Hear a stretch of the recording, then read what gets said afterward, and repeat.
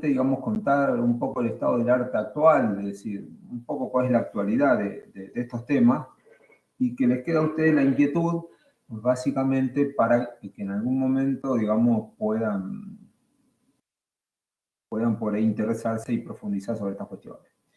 La primera lo van a tener que hacer, el tema de seguridad y higiene en la construcción lo van a tener que hacer casi obligatoriamente cuando empiecen a desarrollar la tarea profesional.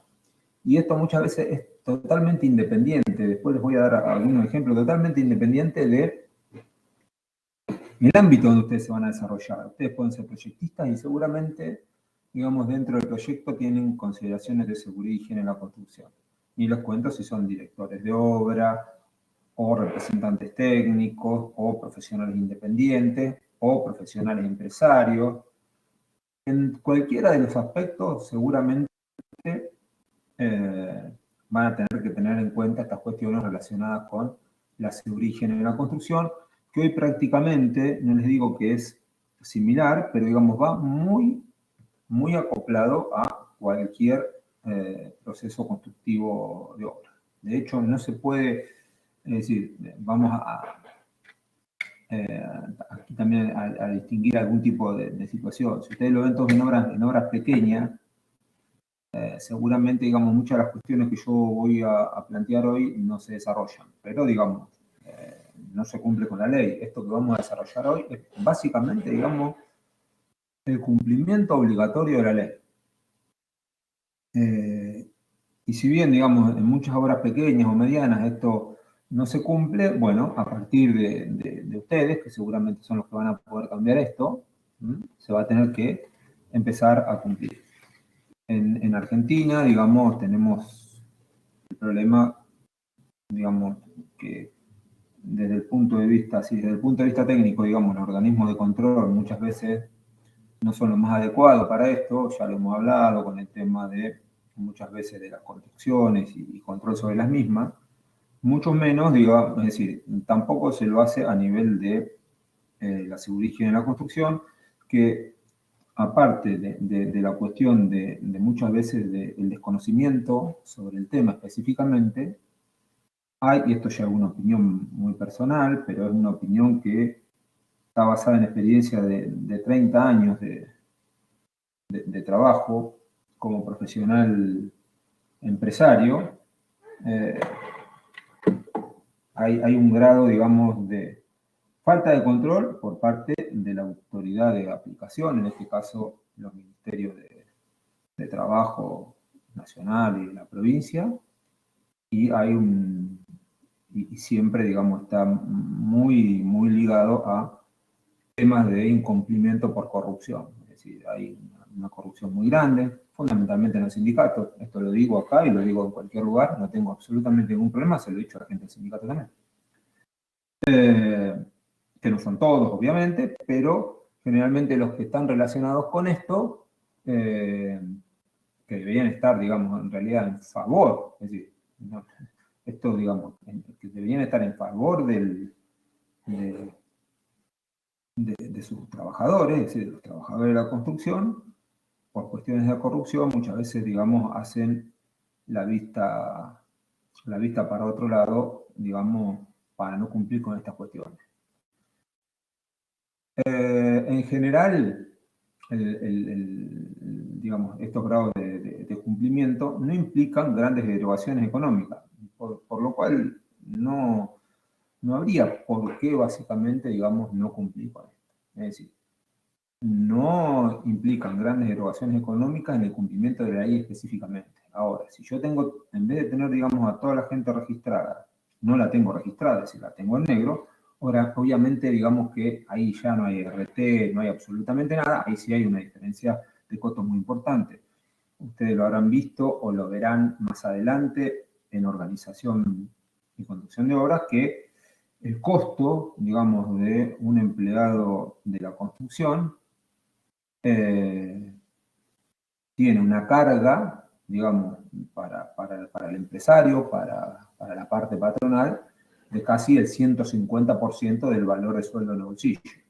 Por, digamos, seguro, fondo de desempleo, contribuciones sindicales, digamos, tiene una carga muy, muy alta. Entonces, ¿para qué, digamos, muchas veces cumplir todas las cuestiones que tienen que ver con la seguridad y higiene si no lo tengo registrado como trabajador, con lo cual no tengo RT? Para poner un poco más de luz sobre las cosas, básicamente desde el punto de vista legal, es decir, la construcción tenía un nivel de siniestralidad, digamos, muy importante. Por eso, a la ley 19.587, que es la ley de seguridad y higiene en el trabajo, en el año 96, después de tener una robusta estadística de accidentes laborales en el ámbito de la construcción, el Parlamento, digamos, aprobó, digamos, un decreto reglamentario de la ley, que básicamente este decreto y una serie de resoluciones complementarias lo que determinan básicamente son las condiciones y requerimientos de seguridad para la industria de la construcción.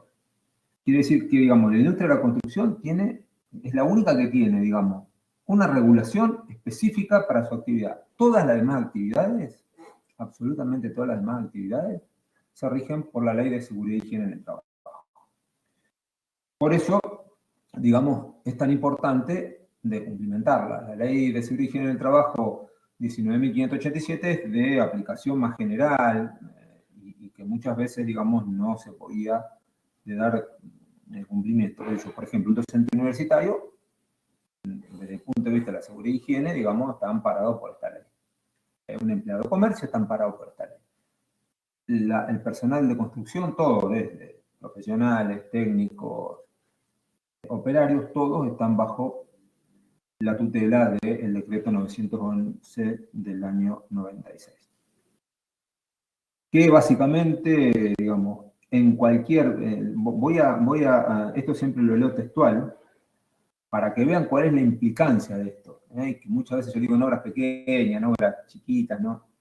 Esto lo voy a leer textualmente porque básicamente dice que esto es de aplicación en cualquier trabajo de ingeniería y arquitectura realizado sobre inmuebles propios o de terceros, públicos o privados, comprendiendo excavaciones, demoliciones, construcciones, remodelaciones, mejoras, refuncionalizaciones, grandes mantenimientos, montaje e instalaciones de equipo y toda otra tarea que derive o se vincule a la actividad de las empresas constructoras.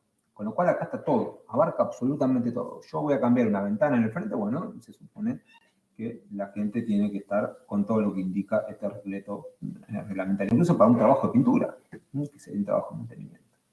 Bien, ¿cuál es la responsabilidad primaria de esto? Que muchas veces esto se desconoce y es, digamos, y por este desconocimiento, muchas veces, digamos, se llega a no poder medir, digamos, el alcance de esto.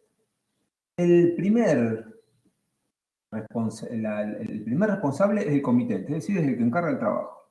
A pesar de que esto, digamos, los comitentes no lo saben. Es decir, yo encargo, bueno, voy a hacer una habitación más en mi vivienda. Llamo a un albañil, lo contrato, me hace. El primer responsable es el comitente. Le pasa un accidente, es el comitente. Pero el comitente no va a decir, digamos, yo no voy a contratar una RT, no me voy a poner... No. Lo que tiene que hacer es exigirle a quien viene, que sería el contratista, que venga con todos los seguros de ley y con todas las contrataciones de la ley. Lo mismo que los subcontratistas. Esto por ejemplo, si uno trabaja para una industria, en el caso, digamos, yo puedo contar, digamos, el caso personal, digamos, la empresa que yo tengo, trabajo para la industria, acá Cemento Avellaneda, Loma Negra, TGS, Fabi, todas empresas grandes que ellos básicamente, digamos, yo sería el contratista principal, incluso una vez para algún trabajo específico puede haber llegado un subcontratista, pero ellos ¿cómo hacen el delín de responsabilidades? Yo, digamos, lo que hago es un deslinde en el cual digo que el comitente no tiene absolutamente nada que ver, de todas maneras me va a controlar, y que la responsabilidad es mía, la del contratista principal. Para eso yo le tengo que presentar todos los papeles documentales de que yo realmente, digamos, estoy cumpliendo con esto. Para esto que tengo que tener un servicio de seguridad y higiene, contratar a una aseguradora de riesgo de trabajo para todo el personal Y antes de iniciar la obra, tengo que presentar un programa de seguridad que lo confecciona el servicio de seguridad de mi empresa y lo aprueba la RT, y a su vez, con 5 días de anticipación, como mínimo, como máximo, perdón, tengo que dar el aviso que voy a iniciar la obra. Ellos evalúan el programa de seguridad que yo presento para la obra y me dan la aprobación para que yo pueda comenzar. Si yo no presento documentalmente todo esto, el comitente no me va a permitir empezar a trabajar. Esto tiene que ver con la cuestión de responsabilidades. Ahora pues vamos a ver qué pasa en la instrumentación del día a día de esto. ¿Cuáles son los accidentes más comunes que se pueden producir en la construcción? Golpes, de cualquier tipo, desde caídas de materiales que transporto, un material que se proyecta por algún tipo de corte, obviamente todo lo que tenga que ver con contactos, contactos por electricidad, directos o indirectos, directos cuando voy en una línea de conducción, digamos, tengo una descarga eléctrica, los indirectos son generalmente los asociados con maquinarias que tienen algún tipo de cortocircuito y no tienen conexión a tierra muy bien realizada, entonces ahí tengo otro problema. Por la sierra circular, la amoladora, diría yo aquí, la amoladora, por elementos punzantes, cortantes, trabajo de cortafierro y demás, heridas por clavo, y después por los atrapamientos. Cualquier máquina de transmisión que tenga polea correa, mezcladoras, sierras de banco, y los derrumbes, que lamentablemente, digamos, tienen una alta tasa de mortalidad. Entonces, en general, nosotros lo que deberíamos tener en cuenta que en función de toda esta problemática que nosotros podemos tener, y si le asociamos a esto que podemos tener caídas del trabajador desde un andamio a través de una abertura de piso, se puede caer a nivel. Está transitando, se tropieza con algún elemento, se cae a nivel. En algún sobrenivel, de alguna escalera, en una pasarela, o muchas veces, digamos,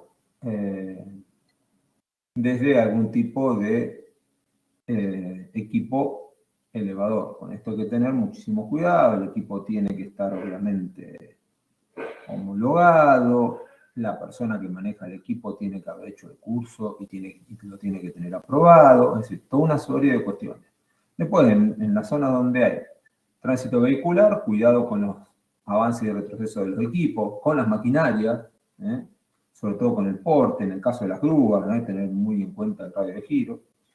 Y otra de las cuestiones, digamos, que se suelen presentar son por sobreesfuerzo. Muchas veces, digamos, por exceso de carga o por algún tipo de posición incorrecta, digamos, cuando se levanta la carga.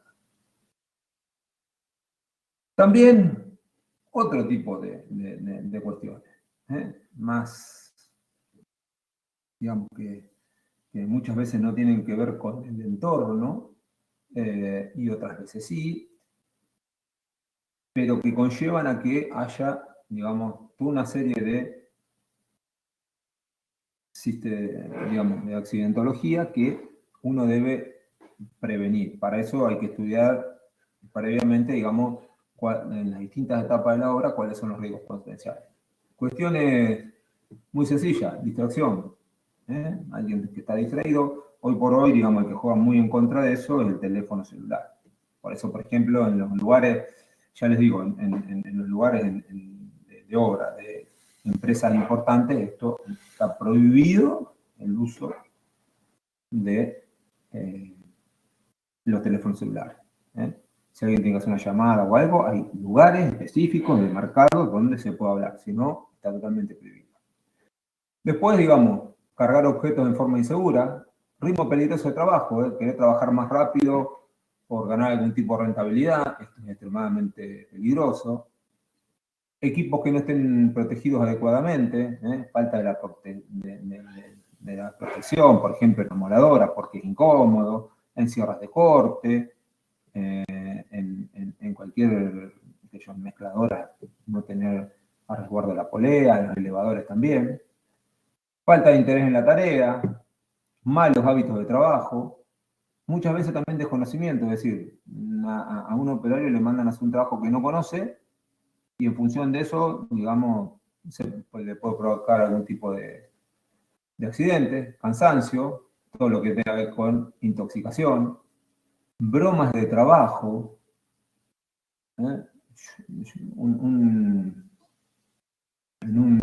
Hace muchos años, le cuento una pequeña experiencia personal, digamos, hace muchos años, alguien le hizo una broma de trabajo arriba del andamio de la otra persona, la persona se cayó y se quebró un brazo y una pierna, por una broma. Tenía puesto, se acababa de sacar el arnés para bajar, estaba a no más de 2 metros de altura, no era. Y le hicieron una broma de trabajo, es decir, le pusieron atrás un elemento que cuando se dio vuelta se tropezó y se cayó, se quebró brazo y pierna. Una pequeña bromita. Uso inapropiado de herramientas y equipos cuando no se sabe, por eso hay que insistir mucho con el tema de la capacitación. Bueno, falta de orden de limpieza también. Y obviamente deficiente capacitación que prácticamente abarca todo lo que vimos para arriba.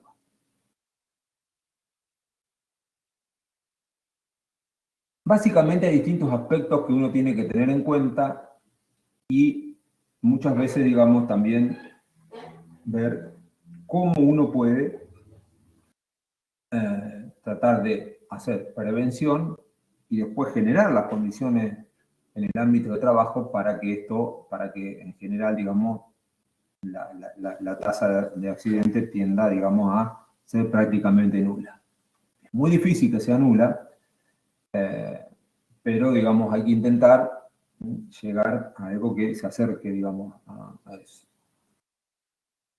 Desde el punto de vista de todas las consideraciones que tenemos que tener, digamos, básicamente podríamos separarlas en tres. Uno son los aspectos técnicos, que básicamente los vamos a desarrollar ahora, que tienen que ver con todas las cuestiones que están en la obra, básicamente, y que responden a los distintos procesos constructivos. Después, digamos, cuáles son las normas de prevención, pero para cada etapa de la obra. Si cada etapa de la obra, cada proceso constructivo, seguramente tiene consideraciones que tenemos que tener en cuenta para prevenir, básicamente. Y por último, digamos, las condiciones generales del ámbito de trabajo, que esto también es importante, porque si el ámbito de trabajo, digamos, no es el adecuado para desarrollar ciertas tareas, probablemente también eso induzca a que se produzcan accidentes. Empecemos con el primero, con los aspectos técnicos. En este caso, podríamos por ahí separar para estudiarlo y para ver cómo lo trata la norma en dos partes. Uno, todo lo que tenga que ver con los servicios de infraestructura de la obra. Y el segundo, con las condiciones higiénico-ambientales de la obra. ¿Qué son los servicios de infraestructura? Básicamente, digamos, todo lo que uno, digamos, tiene que hacer, mayoritariamente, digamos, como obrador, de manera tal de que el personal que acuda a trabajar ahí, digamos, tenga las comodidades que necesita para trabajar. Estos servicios de infraestructura los podríamos, a su vez, digamos, para hacer un estudio más pormenorizado, dividir en lo que sería el transporte del personal, que esto es en itinere, y después, básicamente, todo lo que conforma el obrador. Desde el punto de vista del transporte del personal, básicamente, digamos, en general, digamos, tienen que ser camionetas o furgones, o combis, en el caso que la empresa provea la movilidad, digamos, hasta la obra, que obviamente deben tener las verificaciones técnicas correspondientes, y, digamos, en todos los casos, el transporte de personal tiene que ser a cubierto, es decir, yo no puedo ir, digamos, en una caja de la camioneta transportando, digamos, a los operarios. Para todo esto, digamos, para todo lo que vamos a hablar, hay toda una serie de listas de chequeo que se realizan, en el caso de los vehículos una vez por mes, donde básicamente se ven que todas las condiciones de seguridad, digamos, estén cumplimentadas. Porque yo puedo tener la verificación técnica y a los 2 meses el automóvil, la camioneta, el furgón, lo que fuera, digamos, se ha deteriorado y es conveniente hacer, digamos, un listado de chequeo. Otra de las cuestiones tiene que ver con las viviendas. Si el obrador está muy alejado, generalmente, digamos, tengo que tener vivienda. En un caso particular, una última obra en la que estuve trabajando, para Cementos Avellaneda, en San Luis, la obra está muy alejada de los centros urbanos, entonces, en ese lugar, no para todos, pero sí para una parte importante del personal, digamos, disponían de una serie de viviendas que eran permanentes, el personal, digamos, vivía ahí permanentemente, y básicamente, digamos, eran dormitorios de no más de 2 trabajadores por cada habitación, con las medidas mínimas correspondientes, con un equipamiento de tipo estándar, pero todo higiénico, con aislaciones térmicas, digamos, por el tema del calor y por el frío, y a su vez, la empresa también es responsable de hacer la higiene, digamos, diaria, para, digamos, proporcionar condiciones de salubridad. En general, son módulos, digamos, ya prefabricados que van y se colocan en la obra. Las instalaciones sanitarias, básicamente, digamos, hay que tener una dotación mínima en cualquier tipo de obra, que depende de la cantidad de trabajadores. Hasta 15 trabajadores y una dotación mínima de tener un servicio sanitario que incluso tiene que ser separado tanto para el personal masculino y el personal femenino, y para cada caso, cada 15 trabajadores, lo mínimo que tiene que tener es un inodoro, un migitorio, 2 lavamanos, y en el caso de que la obra, que en el módulo sanitario, digamos, los operarios, digamos, estén viviendo en el obrador, es decir, que tenga vivienda por el obrador, también tiene que haber como mínimo cada 3 personas, digamos, una ducha con agua fría y caliente. Cuando, en todos los casos, digamos, higiénicos, digamos, todo lo que se especifican para cualquier tipo de instalación sanitaria. De todas maneras, si la obra es muy pequeña, supongamos una obra que es en una edificación pequeña, la dotación mínima de tener inodoro, lavamanos, ya ducha no, digamos, y migitorio es obligatoria, digamos, por lo menos hasta 15 un módulo, y a partir de ahí, digamos, cada 15 un segundo módulo. También, digamos, la provisión de agua potable, que se le debe hacer a todo el personal, independientemente. Es decir, vamos a tener agua tanto para uso como para consumo. En los vestuarios en general, cuando la obra, digamos, el operario llega hasta la obra con movilidad propia, generalmente se hacen el vestuario. Los vestuarios, digamos, no hay dimensiones, pero generalmente, digamos, es alrededor de 2 metros cuadrados por persona, y lo que tiene que tener es un lugar donde el operario pueda dejar su ropa, se pueda cambiar e ingresar, digamos, a la obra. También, todo conservando condiciones higiénicas y de limpieza. El comedor, en el caso que se retire, sí tiene que haber un lugar donde pueda los operarios, digamos, tomar como mínimo un refrigerio. Eso después, digamos, en función del tipo de acuerdo de acuerdo extra sobre el convenio laboral, se ve si la comida se la provee la empresa o no. pero si no el lugar tiene que estar, independientemente del vestuario, digamos, porque no se puede utilizar el mismo lugar para todo, con algún tipo de división. Las condiciones higiénico-ambientales de obra, estas en general son para las que se piden en todas las empresas.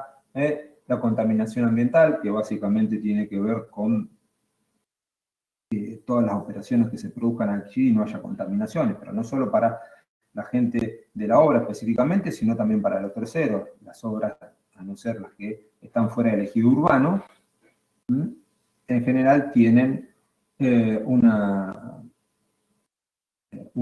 influencia, digamos, un área de influencia sobre la parte pública, con lo cual, digamos, se debe controlar y prevenir cualquier tipo de cuestiones que puedan afectar a la salud, no solo del trabajador, sino también de algunos terceros que podrían llegar a estar involucrados.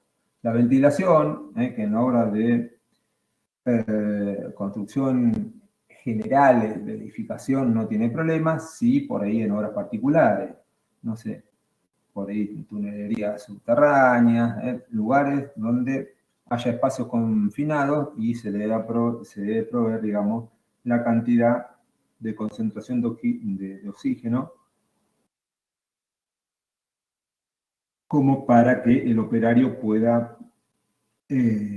trabajar, digamos, de manera confortable. En esos casos siempre hay condiciones muy específicas de diseño de los lugares de entrada y salida donde haya espacio confinado, con una muy buena señalización para que en el caso de que ocurra algún tipo de cuestión, básicamente se pueda evacuar el lugar muy rápidamente. El tema de ruidos y vibraciones, que es importantísimo. Muchas veces, digamos, estas cuestiones, digamos, hay que tratarlas con el tema preventivo, dándole la protección auditiva al trabajador. Los trabajadores son bastante reacios, en este caso en particular, esa protección auditiva, pero los 90 decibeles que establece la ley como límite superior, en general, digamos, se superan rápidamente, con lo cual a partir de ahí se necesita protección auditiva. Esto es básicamente, digamos, una cuestión que cuesta, digamos, en la obra que la gente se ponga la protección auditiva cuando realmente, digamos, hay ruido. ¿Cuándo pasan estos ruidos? Por ahí con máquinas de corte, con petarreras, en algunos casos con motores de vibrado de hormigón o con algún otro elemento auxiliar para hormigonado. Y si alguien, por ejemplo, si alguien se dedica solamente a la demolición y permanentemente va a estar con un nivel de decibeles mayor a 85, se le tienen que realizar estudios específicos de audiometría, más allá de los exámenes periódicos, más allá del examen que se le realiza al operario, digamos, antes de entrar a trabajar, y los periódicos que se realizan cada uno. Los niveles de iluminación deben ser los requeridos para poder desarrollar las tareas. En general, digamos, hay tablas que indican para cada área de trabajo cuáles son las cantidades de intensidad de iluminación, el lux mínima, como para poder desarrollar el trabajo de forma no solo segura, sino también confortable. A veces puedo desarrollar el trabajo seguro, pero no es confortable para la vista. Y por último, tener iluminación de emergencia, básicamente para obras que trabajen de noche o obras que sean confinadas. En todos los lugares tiene que haber iluminación de emergencia instalada. Desde el punto de vista de las normas de prevención para cada etapa, yo aquí voy a pasar un recuento muy rápido, porque en realidad, digamos, depende muchísimo del tipo de obra, de cómo son los procesos constructivos que se van a desarrollar, cuáles son los medios auxiliares que tenemos como para trabajar.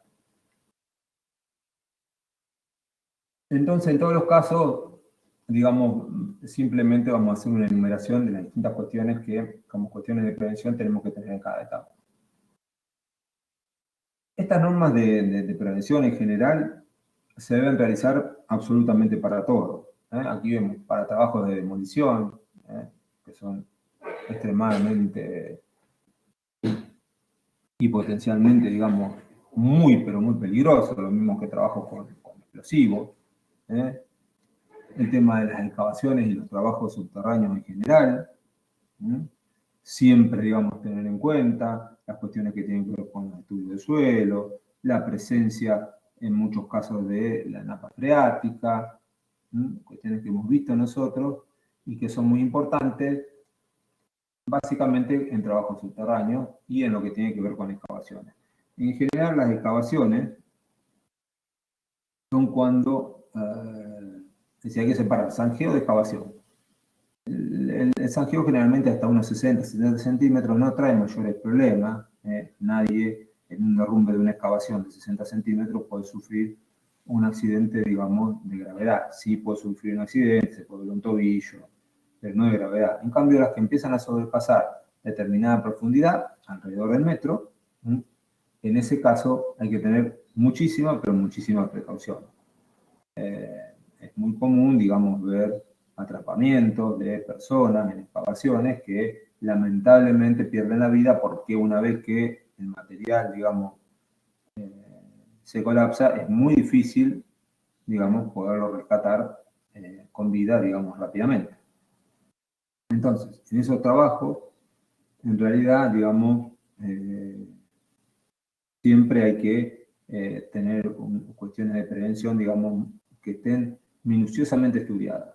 Algo que es muy común y que no se debe hacer, por ejemplo, cuando hacemos excavación mecánica con una retroexcavadora y demás, generalmente está el operario ahí, digamos, adentro de la misma zanja, tratando, digamos, viendo, midiendo. No, se tiene que retirar la máquina o el brazo, en este caso, y después proceder a medir o a limpiar.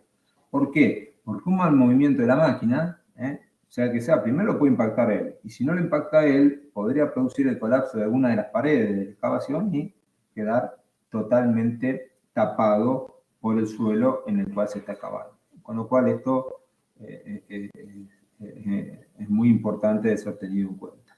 Y en general, cuando se trabajan en zanjas más profundas, por más que se esté trabajando, digamos, a nivel donde se está haciendo la excavación, todos tienen que tener arnés con una cuerda de seguridad, de manera tal de que por ese cable, digamos, se puede ocurrir algún tipo de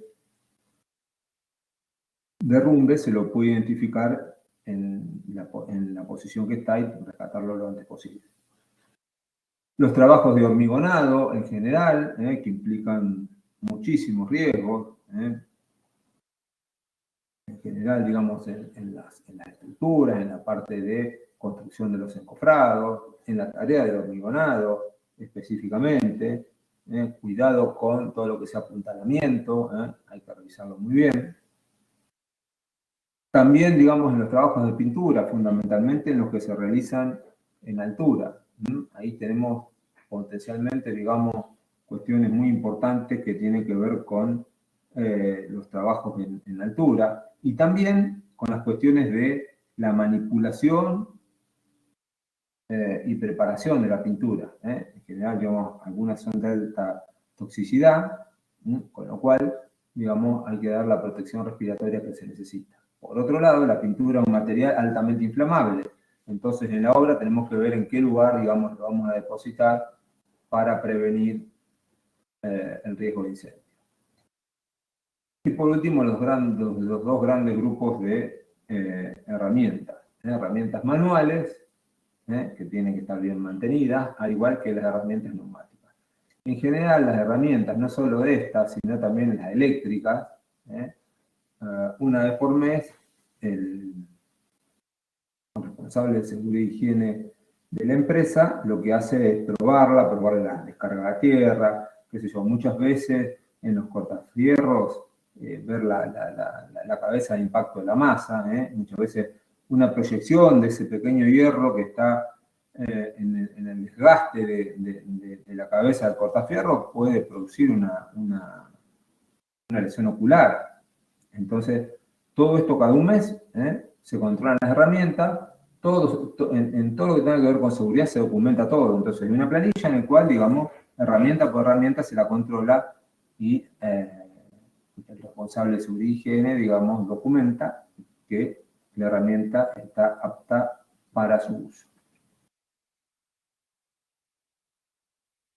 En general, las escaleras, andamios y cualquier tipo de aparato elevador tienen condiciones siempre de cuestiones relacionadas con los trabajos en altura. Para que se den una idea, cualquier andamio que supere los 6 metros hay que calcularlo sí o sí. Es decir, tiene que haber una memoria de cálculo de ese andamio. Y a partir de los 2 metros es obligatorio el uso del arnés y la cola de amarre al cabo de vida correspondiente. Todos estos aparatos, ya sean escaleras, aunque sea una escalera común de 2 hojas, hasta escaleras por ahí más, de porte más importante, lo mismo que los andamios, los aparatos elevadores deben ser constantemente inspeccionados. Para que se den una idea, un andamio en una fábrica se lo inspecciona todos los días. Va el responsable de seguridad de la empresa, el responsable de seguridad, en este caso del comitente, se lo inspecciona, se ve que tengan, digamos, todos los elementos, que los elementos estén bien colocados, que tengan la rigidez y estabilidad suficiente, y se firma una tarjeta que queda en el lugar, que se autoriza por ese día nada más. Al otro día, digamos, hay que hacer el mismo tipo de inspección. En el caso que haya algún tipo de elemento, digamos, que sea susceptible de cambiar o reparar, se deberá hacer eso antes de proceder a la utilización. Para que ustedes se den una idea. Muchas veces nosotros hemos estado hablando del proceso constructivo, de la importancia de los materiales y demás. En una obra, digamos, hace no más de un año, que se estaba hormigonando con un cimbrado, que es una estructura, digamos, de tipo andamio, pero que no solamente, digamos, sostiene el peso de los trabajadores, sino el encofrado, estaba más o menos a unos 18 metros de altura.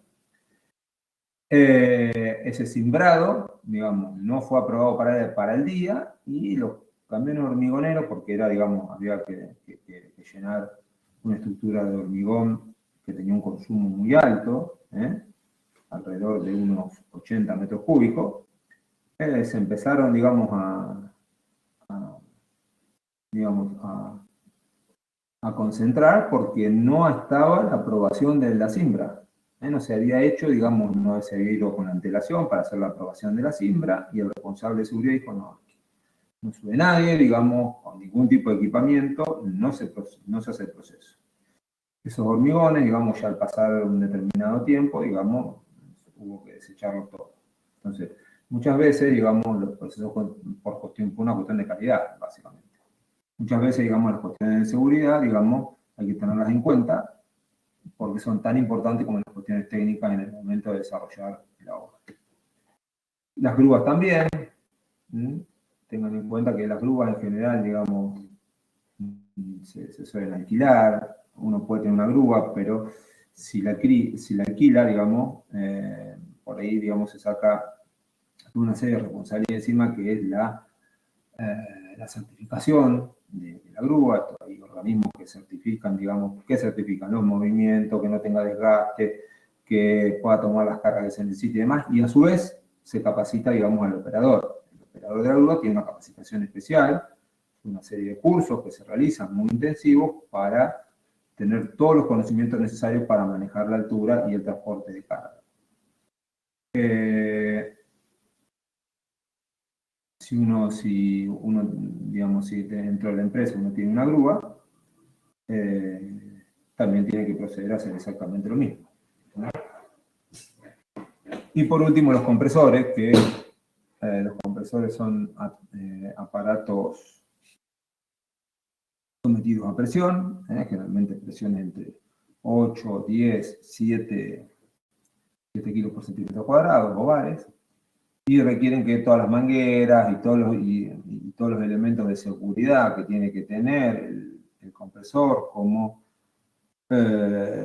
básicamente muchas veces cuestiones de válvulas antirretorno y demás, de manera tal de que si hay un problema, digamos, no haya un escape a presión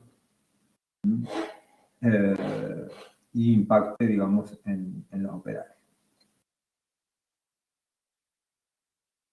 Por último, hagamos un repaso, digamos, a cuestiones que tienen que ver con las condiciones generales en el ámbito de trabajo, que como, como es una obra en construcción, generalmente, digamos, suele ser, digamos, más difícil de establecer que en una industria, digamos, seriada o en un ámbito de desarrollo comercial. Es decir, en una industria, digamos, que hace algo seriado, las condiciones del ámbito de trabajo generalmente, digamos, se pueden ordenar mucho más, no sé, en un ámbito educativo, digamos, también. En la obra esto en realidad cuesta, no por costo, sino cuesta que la gente básicamente, digamos, almacene bien los materiales, circule por donde tiene que circular, cuide las protecciones, si se demarca una senda peatonal, vayan por la senda peatonal. Entonces aquí nos aparecen toda una serie de cuestiones que son extremadamente importantes y que hay que tenerlas en cuenta en todos los casos. Yo les nombraba recién el almacenamiento de materiales. Aquí, digamos, hay que establecer almacenamiento de materiales a gran escala, que serán en acopio a granel en alguna parte de la obra, que en todos los casos van a tener que tener una vía de circulación apropiada para llegar hasta el lugar y poder hacer las descargas. Y en general también, digamos, todo lo que tenga que ver con materiales que potencialmente puedan tener algún tipo de problemas, como por ejemplo son los inflamables. Eso se lo debe almacenar lejos de la fuente de calor o lejos de alguna fuente de ignición potencial. Otra cosa que es extremadamente importante para la obra, que esto no tiene que ver con la seguridad y higiene, pero también tiene que ver con el proceso constructivo, es el orden y la limpieza. Este control de orden y limpieza hay que hacerlo de manera diaria, para lo cual, digamos, hay que disponer muy claramente, digamos, en qué lugares, digamos, uno puede arrojar los residuos, básicamente, y también, digamos, cuáles son muchas veces los elementos que pueden provocar algún tipo de accidente. Muchas veces fragmentos de hierro, fragmentos de madera, madera con clavo, pedazos de hormigón, por ahí colocados de manera tal que puedan obstaculizar, un proceso constructivo. En los trabajos, en la vida pública, este es todo otro tema, esto hay capítulos y capítulos. Es muy importante, pero extremadamente importante, poder, en principio, señalizar y delimitar claramente, digamos, hasta dónde llega el ámbito de la obra y hasta dónde no. ¿Por qué esto es importante? Porque nosotros somos responsables de cualquier cuestión que tenga que ver con esto. Cuidado en el diseño de los obradores, cuidado con los cercos perimetrales de obra, hay que resolverlo de manera eficiente, tiene que tener la rigidez y durabilidad adecuada. ¿Por qué? Porque un viento fuerte, digamos, por ejemplo, nos podría tirar el cerramiento de obra e impactar en algún transeúnte. Entonces, todas esas cuestiones hay que tenerlas claramente, digamos, antes de iniciar la obra. También en la misma obra, si estamos realizando algo que tiene que ver con la vía pública, cuidado de no obstruir los desagües pluviales, cuidado de no obstruir, digamos, algún lindero, con materiales a granel, con lo que fuera. La señalización, que es importante, de seguridad, básicamente, digamos, tener carteles que indican, digamos, qué proceso se realiza en cada lugar y cuáles son las salidas de emergencia y cuáles son los planes, muchas veces, de evacuación para cada caso. Y respecto a la prevención y protección de incendios, esto es importantísimo. Debemos contar con todos los medios necesarios, serán extintores, que es lo que más se utiliza en la obra, extintor de tipo ABC, colocados en los lugares estratégicos. Para eso es un estudio de carga de fuego. Si yo tengo almacenada toda la madera para encofrado en un lugar, probablemente eso tengo una tasa alta de fuego. Donde tengo los agregados, probablemente no. Entonces, lo que se hace es se distribuyen estos extintores en función del área y de la carga de fuego potencial que hay en la obra. Esto es importante, que no tienen que estar, digamos, que no tienen que tener obstáculos, digamos, para llegar a ello. ¿Por qué? Porque, digamos, yo los puedo tener, pero si después, digamos, eso quedó atrás de toda una serie de materiales, escaleras, tablones y lo que sea, y tardo 5 minutos en acceder al extintor, no lo voy a poder utilizar en el momento que lo necesito. Por eso es muy importante que esté en lugares que no tengan obstáculos y en segundo lugar que estén muy bien señalizados, de manera tal de que rápidamente yo me pueda hacer del extintor. Y por último, los equipos y elementos de protección personal. Estos tienen la obligatoriedad de la empresa de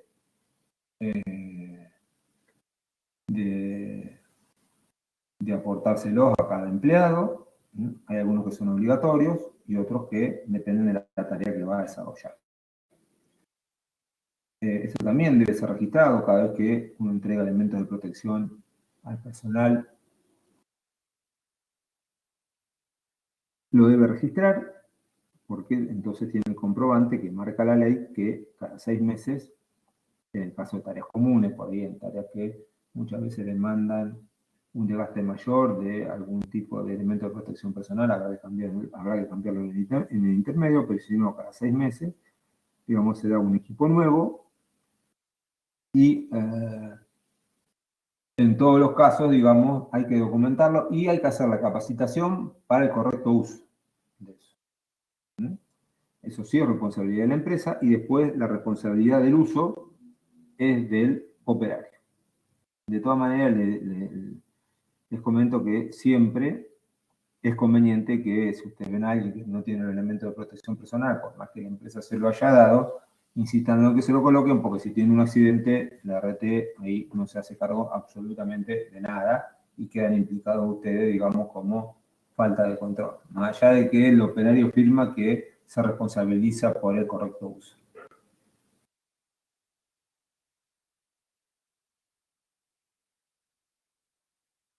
Entonces, como les decía, la empresa contratista le tiene que dar los elementos de protección personal al trabajador y que son de uso obligatorio.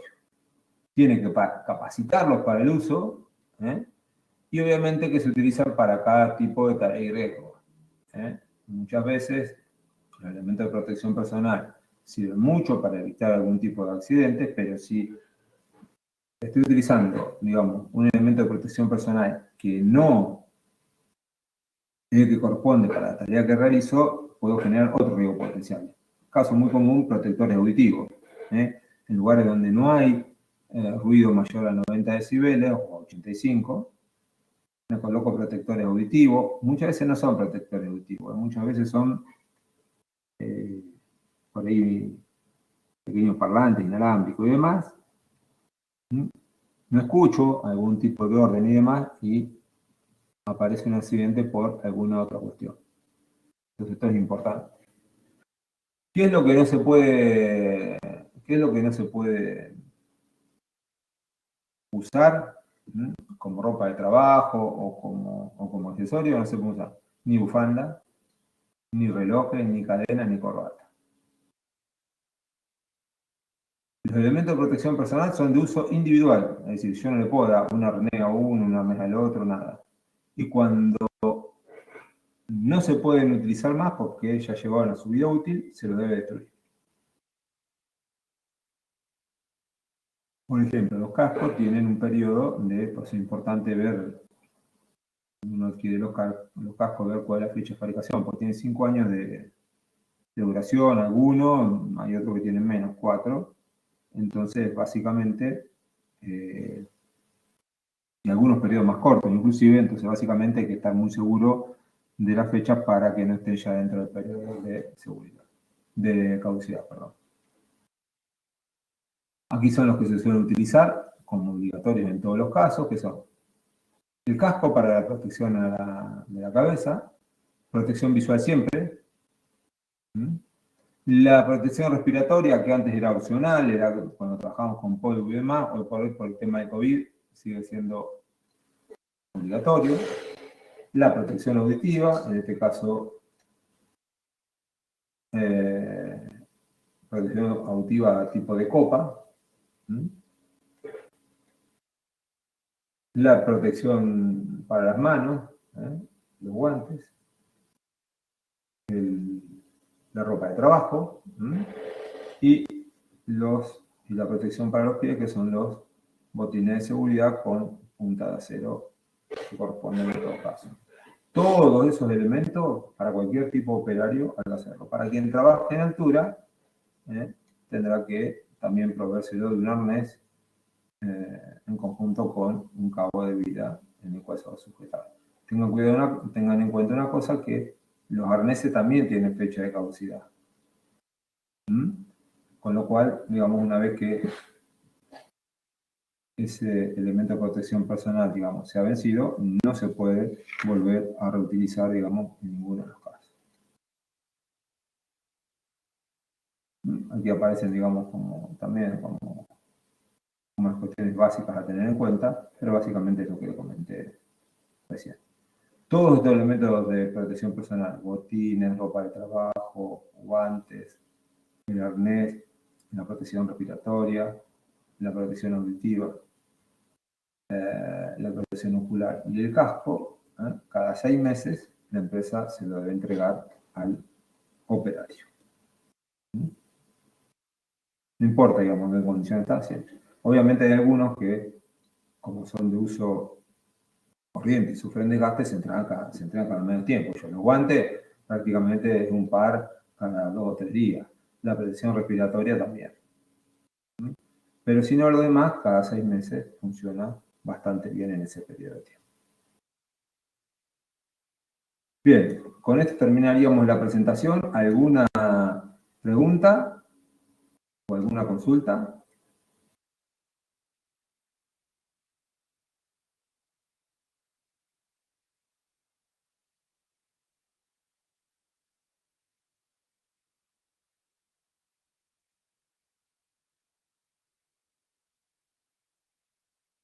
Bueno, si les parece, hacemos 5 minutitos por reloj, o un poquito más si quieren, hasta las 6:10, y retomamos ya con el último tema.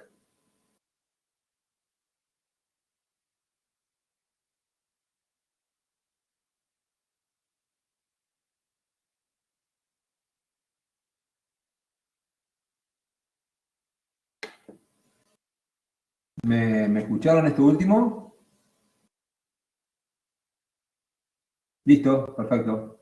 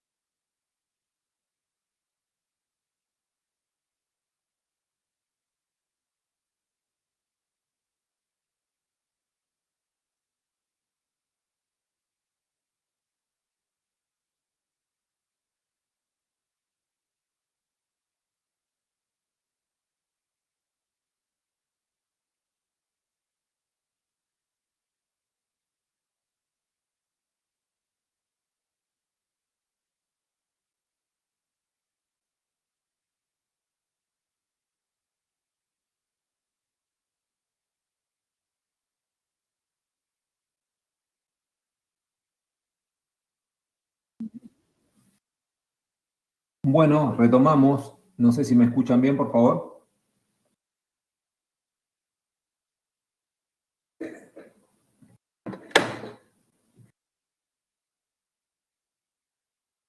Bueno, básicamente, como les comenté anteriormente, lo que vamos a establecer son, digamos, algunos criterios básicos para el estudio de distintas patologías en la construcción. Ya es complejo, digamos, a nivel de estudios de posgrado, poder desarrollar, digamos, este tema con la amplitud que lo requiere. Esto, digamos, básicamente para poder estudiar las patologías de la construcción, uno tiene que, a través de mucho tiempo, estudiar distintas cuestiones que tienen que ver básicamente con, en principio, las lesiones que se presentan y después todas las metodologías que hay particulares en cada caso para descubrir cuál es la causa, porque si no conocemos cuál es la causa no vamos a poder solucionar ni intervenir, digamos, ningún tipo de elemento afectado porque básicamente no le vamos a poder dar solución.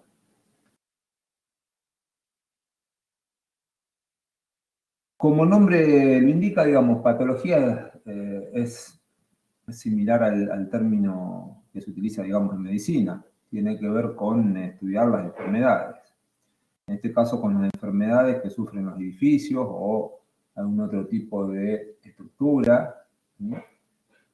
En referencia, digamos, a los distintos tipos de problemas que se suelen suscitar, con una diversidad de orígenes también muy distintos. Esto pueden venir, este tipo de enfermedades, digamos, entre comillas, pueden venir desde el proyecto, desde el proceso constructivo, desde el mal uso, de la falta de mantenimiento, es decir, hay en general toda una asociación, en algunos casos de distintos tipos de cuestiones que originan este tipo de patología, en otros casos no, son puntuales, es solamente, digamos, depende de una sola cuestión. Siempre cualquier fenómeno, digamos, patológico, en todos los casos, digamos, va a recorrer este camino. Es decir, va a tener primero un origen, se va a originar por algún tipo de motivo, va a evolucionar a través del tiempo y, digamos, lo que vamos a observar nosotros, que son las lesiones, básicamente, es el resultado final. Bien, si nosotros observamos una lesión y no podemos recorrer el camino inverso y establecer cuál es el origen, nunca vamos a poder intervenir sobre la patología que está afectando, digamos, aparte a un elemento constructivo, muchas veces a toda la edificación, de manera correcta, porque no sabemos, digamos, qué es lo que está provocando eso. Muchas veces se toman decisiones erróneas, equivocadas, básicamente por no conocer el origen. Esto que parece muy sencillo, tratar de encontrar el origen, si nosotros hiciéramos una homología, muchas veces, digamos, con lo que es una enfermedad en un ser humano, supónganse, digamos, que cualquiera de ustedes, digamos, tiene, va al médico y dice, tengo fiebre, que ese sería el resultado final, esa es la patología.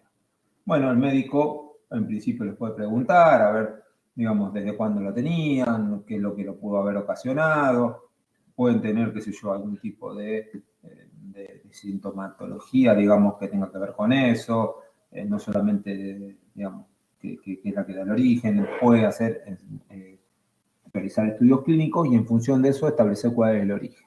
Le puede decir, bueno, usted tiene una infección en la garganta, por eso tiene fiebre. Entonces le vamos a dar ¿qué es lo que vamos a hacer? El problema que tiene usted es la infección, entonces lo que le vamos a dar básicamente es una medicación, un antibiótico, de manera tal de reducir esa infección y la fiebre, digamos, va a bajar. Porque la fiebre básicamente es la expresión. En el caso de los edificios es exactamente igual. Si nosotros vemos una grieta muy importante, tenemos que establecer por qué se produce esa grieta importante. Y hay diversos motivos. Si no sabemos cuál es bien, cuál es el motivo por el cual se produjo esa grieta, yo la grieta la puedo tapar, pero se va a abrir. Nuevamente, ¿por qué? Porque no solucioné la causa que le dio origen. En el caso nuestro, es más complejo que el del médico, por eso no le podemos preguntar al edificio a partir de cuándo fue, cómo fue. Lo que podemos hacer es tratar de encontrar los antecedentes. Siempre yo, en varios cursos que he hecho, incluso en alguno de posgrado, siempre se pone casi el mismo ejemplo para esto. Que, digamos, los ingenieros ante estudios de patología de la construcción, estamos casi en la misma condición que los médicos que son neonatólogos, es decir, a los que atienden a los recién nacidos. ¿Por qué? Porque si tiene fiebre, digamos, yo no le puedo preguntar a un recién nacido cuánto hace que, digamos, desde cuándo tenés fiebre, cómo fue los padres. Entonces, en este caso, es muy similar la metodología. Yo no le voy a preguntar al edificio, pero sí tengo los habitantes, tengo muchas veces todos los antecedentes, con lo cual, en este caso, digamos, sí puedo tomar referencia a partir de eso. Siempre lo que vamos a ver nosotros es el resultado final. Y como resultado final, básicamente nos vamos a encontrar con distintos tipos de lesiones. Esas lesiones, en general, suelen aparecer por distintas causas.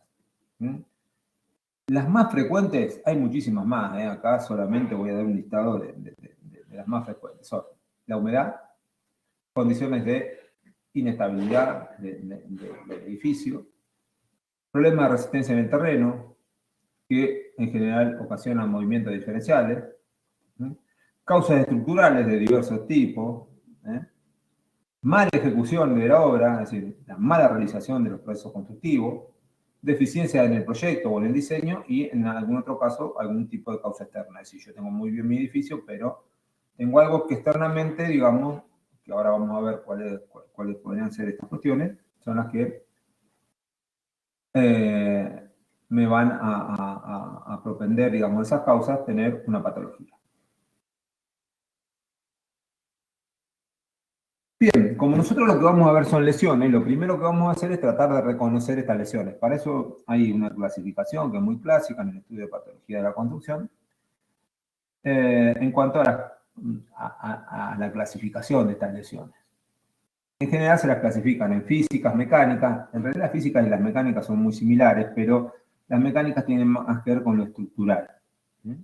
Y las químicas, que las químicas también, ahí adentro de esas están las biológicas, que tienen que ver muchas veces con alteraciones que producen sobre los materiales, ya sean, digamos, seres del reino animal o del reino vegetal. Comencemos viendo las físicas. Las causas físicas en general son todas las que se producen a través de fenómenos físicos como pueden ser condensaciones, heladas, circulación de humedades. En general las humedades son muy perniciosas para la construcción. Dentro de esto nos vamos a encontrar a las humedades, como les decía recién, como una cuestión importante en sus diversas acepciones. Esto ya lo hemos visto en algún momento, como son la humedad de obra, la humedad capilar, la de filtración, la de condensación y la que pueden ser accidentales. La capilar es por ascenso a través de los materiales, la de obra es la que generalmente se autorresuelve, es decir, yo tengo en la construcción tradicional muchos procedimientos que son húmedos a través de morteros, por ejemplo, morteros para levantar mampostería, revoques y demás, que conllevan un agua de amasado en exceso que en algún momento, digamos, por diferencia de presión, de vapor, del agua que está dentro de los materiales y el ambiente, digamos, se va a empezar a transferir al ambiente y va a desecar el material. Esto, digamos, no puede durar más de 6 meses. Si yo después de 6 meses sigo teniendo humedad sobre las paredes, porque tengo otro tipo de problema. Entonces ahí tendré que ver si no puede ser un problema de humedad por ascensión capilar, filtración, de algún tipo de cañería rota o algo similar, por condensación, mal resueltas las cuestiones hidrotérmicas, falta de aislaciones, y accidental, básicamente, digamos, por, como decía anteriormente, que se haya roto una cañería específicamente. Y después vamos a tener lo que tiene que ver con la erosión, básicamente en todo lo que son las superficies expuestas al exterior, como así también la suciedad. Comencé moviendo por la primera. Básicamente, cuando nosotros lo que detectamos como lesiones son este tipo de lesiones, que aquí en realidad es una primera lesión que tiene derivada otra. Esto por humedad por capilaridad. Fíjense aquí lo que hay es un ascenso de la humedad a través del muro, si este es el muro.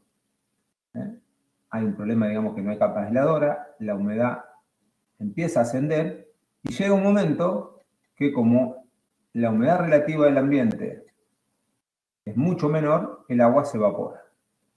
Cuando se evapora el agua, por esa diferencia de presión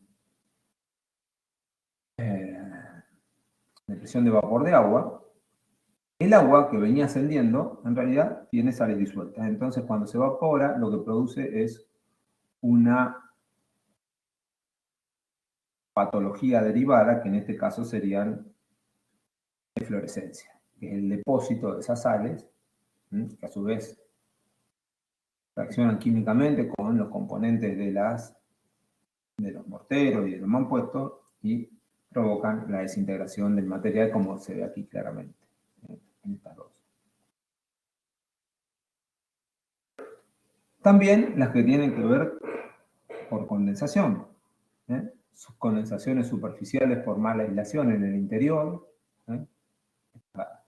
Fíjense acá lo que hay una superficie muy fría, no se realizó el correcto estudio hidrotérmico y aparecen básicamente estas humedades, que en realidad hay una lesión derivada acá que tiene que ver con una cuestión biológica, que es la proliferación, en este caso de moho, sobre la superficie. O las que son por filtraciones, problemas por alguna junta, en este caso fíjense una junta de una losa de hormigón armado, y en este caso, digamos, vemos la consecuencia en el cielo raso, pero probablemente aquí arriba habrá una cubierta que tendrá algún tipo de rotura y el agua se filtra y cae afectando el cielo raso. Las de erosión y humedad, aquí se ven dos fotografías típicas. En el primer caso se suele dar por una pérdida o transformación de todo lo que es el material superficial. Fíjense que en este caso mucho más los mampuestos que los morteros, que son un poco más resistentes. Y esto es básicamente producida por el impacto físico de los agentes atmosféricos. Generalmente, digamos, es por viento, que hace que ingrese el agua con presión sobre los distintos elementos constructivos y las heladas posteriormente, digamos, afecten cuando se incrementa, digamos, esa agua que está siendo absorbida dentro de la superficie y aumenta el tamaño. Cuando se congela, va produciendo tensión en el material que no es capaz de soportarlo y se tiene a disgregar. También puede suceder por erosiones en lugares donde hay, digamos, mucho material suelto, por ejemplo, en lugares donde hay arena suelta y viento, intensidades importantes, se suele también producir en ese caso. Y por último, la suciedad. La suciedad básicamente se suele dar cuando las partículas que están en suspensión en la atmósfera, digamos, se adhieren en la fachada. Muchas veces solamente son en los poros superficiales, otras veces no, digamos. Suelen, en general, avanzar sobre lo que es el espesor del material.